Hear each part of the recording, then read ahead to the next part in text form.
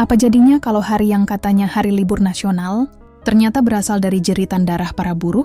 Hari di mana jutaan orang turun ke jalan, bukan untuk bersenang-senang, tapi menuntut hak paling dasar sebagai manusia, dihargai.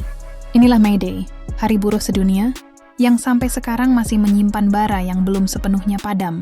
Setiap tanggal 1 Mei, jalanan di berbagai kota besar berubah menjadi lautan manusia. Mereka bawa spanduk, pakai seragam, teriak pakai toa, bahkan kadang bentrok dengan aparat. Tapi pernah nggak kamu tanya, apa sih sebenarnya May Day itu? Kenapa ribuan orang bisa begitu marah, sampai bolos kerja pun rela? Siapa yang mereka lawan, dan kenapa? May Day bukan cuma sekadar tanggal merah di kalender, bukan cuma alasan buat nggak masuk kantor. May Day itu simbol perjuangan. Tapi ironisnya, banyak dari kita nggak tahu apa yang sebenarnya sedang diperjuangkan. Kita pikir buruh itu cuma orang pabrik, kita anggap demo itu cuma bikin macet. Tapi di balik itu semua, ada sejarah kelam dan darah yang tumpah. May Day lahir bukan dari pesta, tapi dari tragedi. Bayangin kamu kerja dari pagi jam 7, pulang tengah malam. Tiap hari, tanpa libur. Gaji? Cuma cukup buat makan sekali. Nggak ada BPJS, nggak ada THR, nggak ada cuti. Protes sedikit? Dipecat. Ngelawan? Dipenjara. Inilah kondisi buruh di akhir abad ke-19. Dan saat itu, tuntutan paling sederhana mereka, kerja 8 jam. Per hari dianggap pemberontakan. Tapi kenapa sih buruh harus sebegitunya? Emangnya sekarang masih separah itu? Jawabannya iya dan tidak. Mungkin sekarang kamu kerja di ruangan ATSI, pakai laptop, dikasih cuti. Tapi tahu nggak, di luar sana masih banyak yang kerja di bawah standar manusiawi. Gaji minim, jam kerja over, belum lagi outsourcing, kontrak bodong, dan tekanan yang nggak masuk akal. Sistem boleh berubah, tapi pola penindasannya kadang masih sama. Dan lucunya, sebagian masyarakat malah nyinyir. Ngapain demo-demo? Gitu doang ribut. Mending bersyukur masih kerja. Tapi siapa yang bersyukur kalau kamu kerja 12 jam cuma dibayar 2 juta? Kalau kecelakaan kerja nggak ditanggung? Kalau umur 35 udah nggak diterima kerja lagi karena dianggap tua? May Day adalah momen di mana buruh dunia bersatu. Mereka angkat suara, mereka bikin dunia dengar. Ya, mereka bukan minta dimanja, mereka minta diperlakukan sebagai manusia, dan itu yang banyak dari kita lupa. Karena kita lebih sering lihat hasil akhir, macet, keramaian, teriakan, tanpa pernah melihat sebabnya. Hari ini kita hidup di zaman yang katanya maju, tapi jangan salah, eksploitasi masih ada. Cuma bentuknya lebih halus. Nggak semua pakai rantai dan cambuk. Kadang bentuknya target tinggi, kerja rodi, dan gaji UMR. Kadang bentuknya kamu harus loyal, padahal nggak dikasih hak. Inilah realita dunia kerja kita sekarang. Jadi kalau kamu lihat orang demo di jalanan pas May Day, jangan langsung nyinyir, jangan langsung ngejudge. Karena bisa jadi, mereka berani berdiri mewakili suara yang kamu nggak sanggup ucapkan. Jika ada satu peristiwa yang menjadi pemicu lahirnya Hari Buruh Internasional, maka jawabannya adalah tragedi Haymarket. Sebuah kejadian berdarah yang terjadi di jantung industri Amerika, Chicago. Tragedi yang mengungkap betapa sistem saat itu lebih takut pada suara rakyat daripada pada ledakan bom. Kita kembali ke tahun 1886. Saat itu, gelombang pemogokan buruh tengah mengguncang seluruh Amerika. Tuntutan utama, jam kerja 8 jam sehari. Slogan mereka sederhana tapi kuat. 8 hours for work, 8 hours for rest, 8 hours for what we will. 8 jam kerja, 8 jam istirahat, 8 jam untuk hidup. Tanggal 1 Mei 1886. Lebih dari 300.000. Buruh melakukan aksi damai di lebih dari 300.000 perusahaan. Aksi ini damai, tapi tekanan ekonomi yang ditimbulkan membuat para pengusaha panik. Puncaknya terjadi di Chicago, kota industri yang dikenal keras dan penuh asap. Disinilah pada tanggal 4 Mei tragedi Haymarket meledak. Awalnya Haymarket bukan medan perang. Di lapangan terbuka, para buruh berkumpul untuk melakukan unjuk rasa damai. Mereka membawa spanduk, pidato-pidato dikumandangkan, dan massa hadir tanpa senjata. Bahkan wali kota Chicago saat itu, Carter Harrison, sempat mampir dan menyatakan aksi ini berjalan tertib. Tapi di balik ketenangan itu, ada bara yang siap menyala. Polisi bersenjata berat mulai merapat. Ketegangan meningkat, dan ketika pidato hampir usai, sebuah bom dilempar ke arah barisan polisi. Ledakan memecah langit malam. Seorang polisi tewas seketika, dan belasan lainnya terluka. Polisi membalas. Tanpa pandang bulu, mereka menembaki kerumunan. Panik menyebar. Orang-orang lari kocar-kacir. Banyak yang tewas, dan lebih banyak lagi yang luka. Siapa yang melempar bom itu? Sampai hari ini, tidak ada bukti kuat yang menunjukkan pelakunya.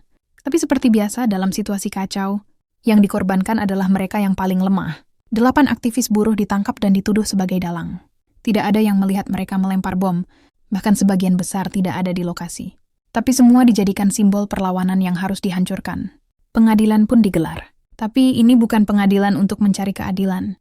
Ini adalah panggung politik. Bukti lemah, saksi penuh tekanan, dan opini publik dibentuk oleh media. 7 orang dijatuhi hukuman mati.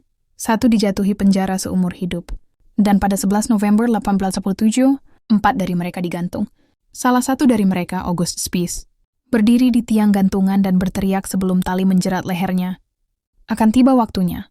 Ketika keheningan kami lebih kuat dari suara yang kalian bantai hari ini. Kalimat itu menjadi abadi.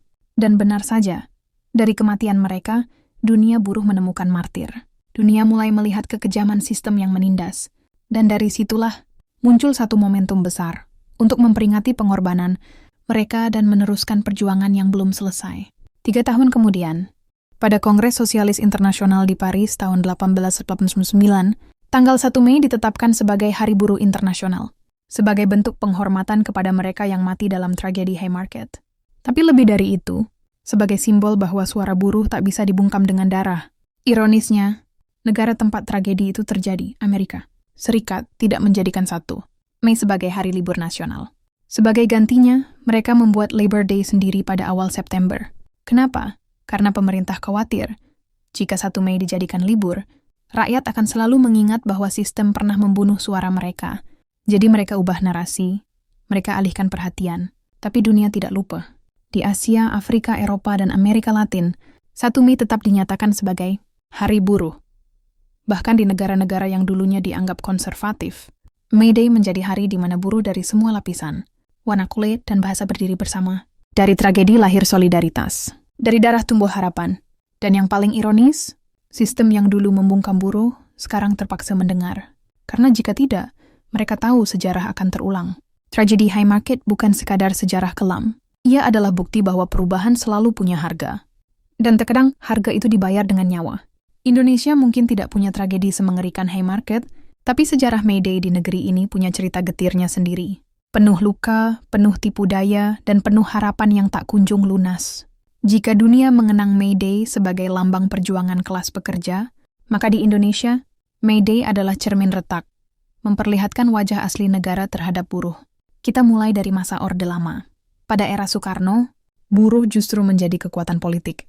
Konfederasi Buruh terbesar, SOBSI, memiliki pengaruh besar di pemerintahan. May Day dirayakan secara meriah.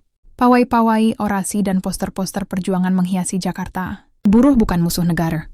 Mereka adalah bagian dari revolusi. Tapi segalanya berubah pasca 1945. Saat Orde Baru mengambil alih, buruh dijinakkan. Segala bentuk organisasi buruh independen dilarang.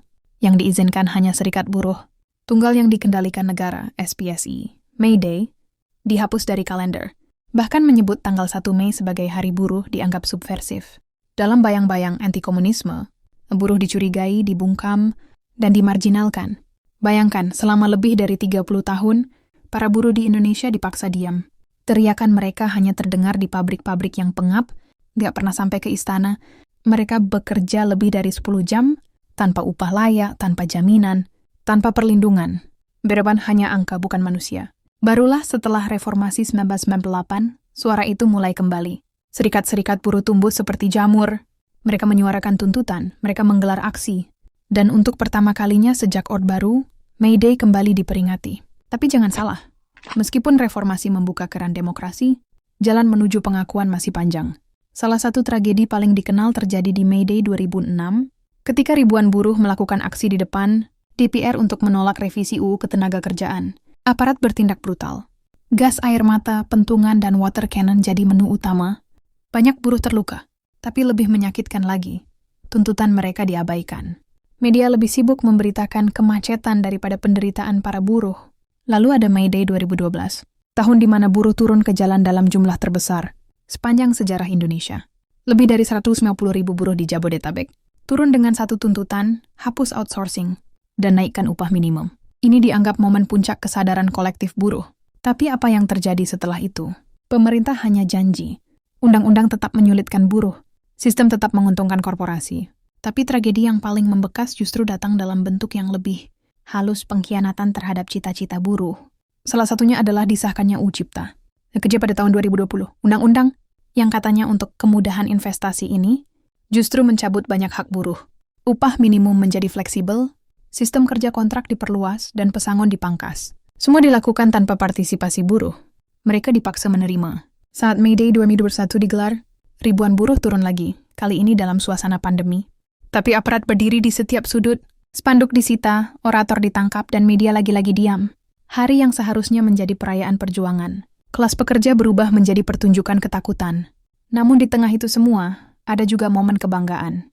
May Day 2013, untuk pertama kalinya, pemerintah Indonesia menetapkan 1 Mei sebagai hari libur nasional. Sebuah kemenangan simbolik. Tapi seperti kata pepatah, libur bukan berarti bebas. Hari buruh boleh diliburkan, tapi perjuangan mereka tetap jalan di tempat. Dan mungkin, tragedi terbesar dari semua ini adalah masyarakat umum tidak peduli. Bagi banyak orang, 1 Mei hanyalah hari untuk rebahan, bukan hari mengenang perjuangan. Media tidak mengangkat substansi. Pemerintah hanya mengeluarkan ucapan normatif. Dan kaum buruh? Mereka terus berjalan berteriak berharap, meski tahu harapan itu kadang hanya gema yang memantul di tembok kekuasaan. Tapi apakah itu menghentikan mereka? Tidak. Setiap tahun mereka tetap turun. Dengan baju lusuh, spanduk sobek, dan suara serak, mereka berdiri tegak. Karena mereka tahu, perubahan tidak datang dari kenyamanan. Ia datang dari keringat dan keberanian. May Day di Indonesia mungkin tidak selalu berdarah, tapi luka yang ditinggalkannya tetap membekas dalam sejarah. Dan selama buruh belum mendapat tempat yang adil di negeri ini, selama itu pula 1 Mei bukan sekadar tanggal merah. Ia adalah peringatan. Ia adalah perlawanan. Kita hidup di zaman yang serba cepat, di mana berita datang dan pergi, opini dibentuk dalam 280 karakter, dan semua orang berlomba jadi relevan. Tapi di tengah hiruk-pikuk itu, satu hal tetap diam, suara buruh. Ia tidak viral, ia tidak tren, tapi ia nyata. Ia adalah detak jantung dari semua kemajuan yang kita nikmati hari ini. Kamu mungkin sedang mendengarkan ini di smartphone buatan pabrik. Pakaianmu dijahit oleh tangan-tangan yang bekerja 12 jam sehari. Makananmu diantar oleh kurir yang tidak punya jaminan kesehatan. Hidupmu berdiri di atas kerja keras orang lain yang mungkin bahkan tidak bisa mencicipi kenyamanan seperti yang kamu punya sekarang. Dan mereka, para buruh itu, bukan hanya angka dalam laporan statistik. Mereka adalah manusia. Punya keluarga, punya mimpi, punya batas. Tapi dunia seperti lupa. May Day bukan sekadar simbol perlawanan. Ia adalah pengingat bahwa keadilan sosial bukan hadiah, tapi hasil dari pertarungan panjang, dari darah dan air mata. Dari pukulan pentungan hingga lantang suara di pengeras. Dari pabrik Chicago hingga jalanan Jakarta. Semua bersatu dalam satu narasi. Manusia lebih berharga dari keuntungan. Tapi realita di negeri ini, yang katanya mayoritas Muslim, katanya menjunjung tinggi nilai kemanusiaan. Ternyata, malah menunjukkan wajah yang ironis. Di saat buruh bersuara tentang hak, mereka dicap pembuat onar. Di saat ada yang mengangkat suara tentang eksploitasi, mereka dibungkam dengan dalih stabilitas. Padahal, apa gunanya stabilitas tanpa keadilan? Lucunya, negara yang katanya Pancasila ini kadang lebih sibuk urus citra, menyulap Hari Buruh jadi ajang selfie politik. Spanduk besar bertuliskan Selamat Hari Buruh Nasional, tapi di sisi lain, kebijakan yang dibuat justru merugikan mereka. Upah minimum ditawar, kontrak kerja dipermudah, dan buruh disuruh bersyukur. Katanya kok daripada nggak kerja sama sekali. Lalu kita bertanya, kenapa buruh tidak naik kelas? Jawabannya bukan karena mereka malas, tapi karena sistem menahan mereka di bawah. Mereka dijadikan mesin produksi, bukan manusia produktif. Dan selama kita tetap diam, kita adalah bagian dari masalah. Kamu tahu apa yang lebih menyakitkan dari dipukul oleh penguasa, diabaikan oleh sesama? Selama ini buruh dianggap masalah ekonomi, padahal sejatinya mereka adalah fondasi sosial. Kalau semua buruh mogok hari ini, dunia lumpuh. Tapi dunia tidak pernah mengakui itu. May Day bukan tentang bendera merah, bukan tentang ideologi. Ini tentang harga diri manusia yang berani berkata, kami layak hidup lebih baik. Dan selama di negeri ini buruh masih dipandang sebelah mata, May Day akan selalu hidup. Tidak peduli diliburkan atau tidak. Tidak peduli diberi izin atau dihalangi. Karena suara buruh tidak butuh restu. Ia hanya butuh keberanian. Sekarang pertanyaannya bukan lagi, kenapa buruh selalu demo? Tapi, kenapa kita masih tidak peduli? Kalau kamu ngerasa video ini ngebuka matamu, atau minimal bikin kamu mikir ulang tentang siapa yang sebenarnya ngangkat ekonomi negara ini, maka jangan cuma berhenti di sini.